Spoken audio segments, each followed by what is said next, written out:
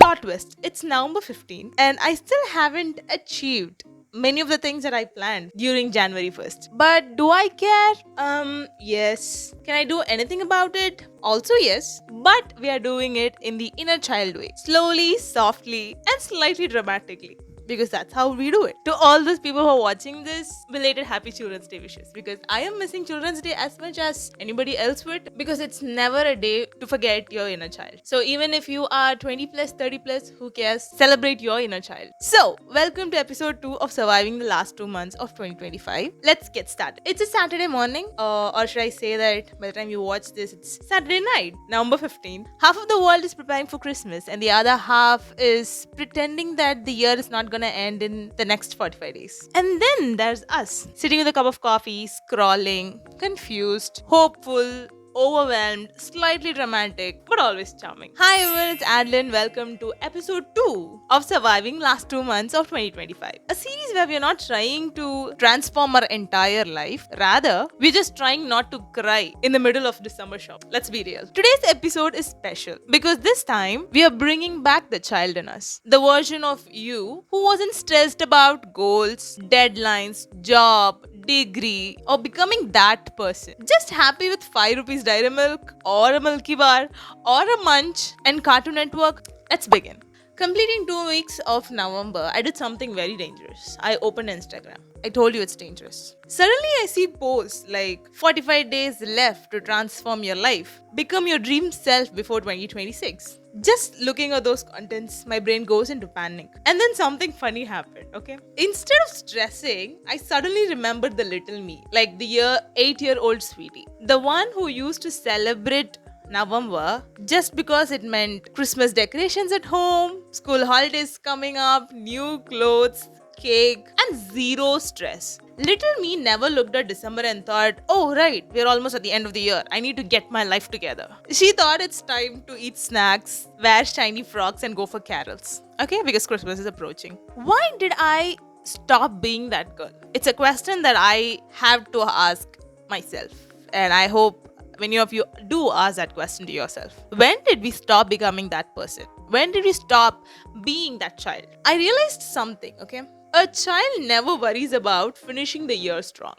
Like, you never see second standard students being like, oh my god, this year is going to end, it's almost December, I need to like get my life. You never see them stress about it. அவங்களுக்கெல்லாம் வந்து Christmas holiday வரப்போதே தாத்தா பாட்டி வீட்டுக்கு போக போறோம் இல்ல மிஞ்சி போனா நியூ இயருக்கு புது ட்ரெஸ் வாங்கி தருவாங்க கிறிஸ்மஸ்க்கு புது ட்ரெஸ் இந்த தடவை வெனிலா கேக் வாங்கி தருவாங்களா சாக்லேட் கேக் வாங்கி தருவாங்க இதுதான் இவங்களோட மேக்ஸிமம் கவலையா இருக்குமே தவிர்த்து they never think about did I do good this whole year? How should I get my life together by the end of the year? And just thinking about that, suddenly my grown-up stress fully disappeared. And it felt so unnecessary, to be honest. So, let me tell you the thumb rule of this series. Lower the expectations and raise the joy. Just like a child.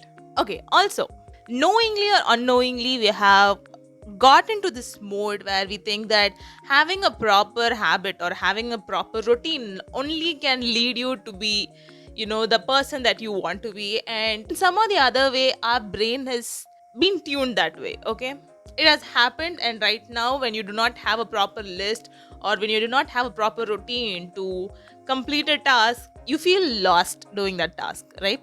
So let's build micro habits, but in a childlike way. You know how children build habits?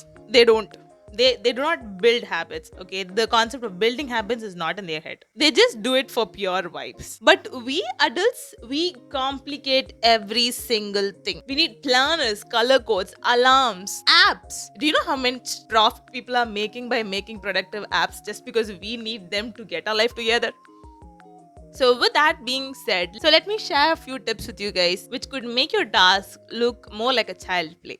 Shall we? First is the 5-minute game. Okay, I do not know how many people remember this or not, okay? But for me, back when I was a kid, we used to be in Andaman, and every time my mom used to sweep, right? We all know the game, the floor is the lava. We would have had many different kind of versions for it, but I remember playing the floor is the tsunami, okay? Because we were in Andaman at that point, and then 4 tsunami did have an impact mentally for us. But anyway, so So every time my mom used to sweep, right? And she would tell us to, like, organize the stuffs, like make it proper, make it clean. And what me and my brother used to do is we used to pretend that the mom sweeping is actually the tsunami, okay? And we had to run, take out the things, keep it proper, like make it more dramatic. At the same time, it was such a fun game. So that is what you're going to do for this point, which is the 5-minute game. Let's say you have laundries to fold. Okay? Set the timer for 5 minutes and challenge yourself that you're going to do this task in 5 minutes. Boom, you get it done. I have done it multiple times, but rather than a timer, what I do is I put like a 5-minute or a 10-minute video, and though I have like bunch of clothes to fold, within that 10 minutes, I like fold it, organize it, and then order it in my cupboard. That's how I do tasks, and this does wonders. And this, I would not say that do all the huge tasks this way, but then sometimes you feel like ஆரம்பிக்கணுமா பண்ணணுமா செய்யணுமா. During that mindset, this does wonders. This would be a much easier way to figure out, to make you start any task to do. If you think more deeply into it, this doesn't have this kind of big explosive changes in your life, but this small habit has a lot of potential to unlock something great in you. Okay, finally coming to the 10-minute reset. Look, we all are very busy. We keep running around. We seem to be chasing after whatever we want to attain in life, and then we keep this one particular day of the week or a month to reset, which kind of makes me personally feel that I am putting all these things on one particular day, dumping it all there, and be like, wait, let Saturday come, I'll take care of it. I'll do all these things on this particular day. I keep postponing stuffs to a later day. Rather than that, keep this 10-minute reset where each day you do reset for 10 minutes. Typically, as what the name suggests. Okay, rather than pushing it up for the whole day. Because let me tell you, let's say you're gonna reset one day for 10 minutes. Okay, 6 days, it's 60 minutes. And you're getting all your tasks done in 1 hour rather than one day. Now tell me, is it beneficial or not? Rather than wasting one whole particular day to just reset, do that for 10 minutes each day. And boom, you get your work done. You have one complete full day to rest. Now that's where magic happens when it comes to micro habits. So those are my tips, or like a pointers that you want to take. Okay, if you really want to get out of that year-end slump. So in one particular day when I was doom scrolling. Now, did I participate in doom scrolling? Yes. Do I feel bad about it? Very much, because that 4 hours I could have done something useful, but here we are. Maybe I'm doing something useful after spending that 4 hours of doom scrolling, because now I make a content out of it. Okay, don't be the bad girl like me, okay? And as I was scrolling through Instagram, right, suddenly comparison hits me like a hard reality. Okay, no matter how much I want to defend myself, saying that I do not compare myself to anybody, social media makes it very tough. Okay, that's a reality. That's a reality that we all live in. Okay, people are traveling, buying houses, getting married, starting businesses, having glow ups and promotions, getting a degree. Well and good. Meanwhile, I am here eating biscuits and thinking about my life randomly. And then again, I remembered my 8-year-old self. She never compared herself to anybody. She was too busy playing, laughing, imagining, and dreaming. Sadly, unlike this generation children, our generation children did not scroll, they lived. So, I did something that my friends hate me for. That is to do a digital declutter. And when I say digital declutter, that means I leave groups that I no more am interested. I unfollow people that I do not find positively impacting my life. I get away from stuffs that do not enhance my ability in any forms. Always. So had I left few group chats in the last few weeks? I did. Did I unfollow a lot of people? I did. Did I mute group chats that stressed me out? I did. Now. I don't want you guys to be like, oh, is this all only in social media? Why do you think family gatherings happen? And now this becomes like a Winter Olympic for awkward questions. Sweetie, what's next? What are your future plans? When are you settling? Valaki Puriya?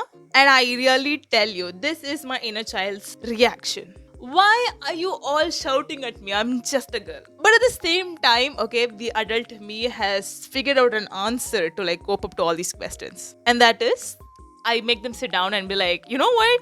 Nothing exciting is happening in my life right now. Do I have something fun to share with you? No.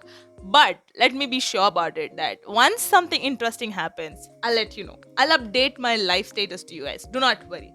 This is what I tell them. Because explanations are to people who are involved in your life at every stages, not the ones who pop in here and there. Okay? So this is the answer that I give them. Smile at them and leave gracefully. So now coming to the last part of our video. Did I just try to push you guys away? I did. Be careful. December is coming. We are not running anywhere away, okay? And to be honest, lights are everywhere, joy is in the air, vacation vibes are gearing up, music in background, and all of a sudden life starts to feel soft again. So, I sat down with my journal because that's a safe place. And I asked myself few questions. Please note it down if you want, okay? Because self-reflection never goes wrong. What did the child in me like this year? What felt truly like a magic? What felt like peace and growth? And I realized adults chase after achievement. They talk about the promotion that they got. They talk about the degree, the gold medal that they received, which is really a good thing, appreciated. Nobody's looking down on you, that part. But we look only into the fact that is like a set milestone, only those golden shiny globes that we have achieved in our life. But children, on the other hand, they chase after moments and cherish it. So instead of ending 2025 with pressure, I realized that I want to end it with presence of God and as well as myself. Presence in small joys, presence in faith, presence in gratitude, and presence in small moments that make my heart warm. Because we all deserve a peaceful December, not a stressed one. So if you're watching this on a Saturday night or a Sunday morning or whatever day of the week and you're feeling overwhelmed by the end of the year, pause, breathe, come back home to your inner child. That child didn't want you to achieve everything by the year end. He or she just wants you to feel safe, happy, loved, and alive. He or she wants December to feel magical and not stressed. So with that, we are coming to the end of this episode. And God bless you. I'll see you all in episode 3. Bye!